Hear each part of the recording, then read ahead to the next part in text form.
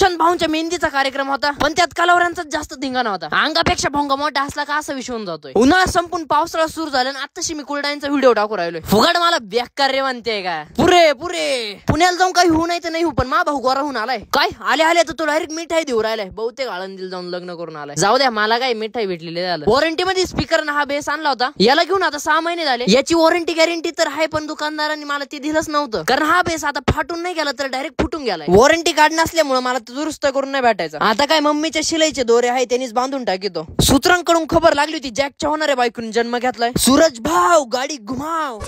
हो, जर घुरला जायचं होतं ना, आम्हाला रस्ताच माहिती नाही. गुगल मॅपचा युज न करता आम्ही तिथल्या स्थानिक लोकांना विचारलं होतं अशाच ठिकाणी जायचंय. ते म्हणे इकडून जायचं तिकडे वळायचं, तिकडून पुढे गेले का इकडे वळायचं. म्हणलं बर रोड साईडला असं काहीच पेटवायला नाही पाहिजे जेणेकरून दूर होईल. कारण येणारे जाणाऱ्या गाड्या जर धडकल्या चुकून तर विषय होऊन जाईल. पण मला हा विषय सांगा, हा बंगला कोणाचा आहे? खूप मोठ्या महाराजांचा बंगला आहे. कोणाला माहित असेल तर नक्की सांगा. पाहुण्यांची इथे गेलो मिनी ब्लॉग काढायच विसरलो होतो. चला डॉगेश भाऊला घेतलंय. डॉगेश भाऊ नाही, डॉगेश बहीण म्हणावं लागेल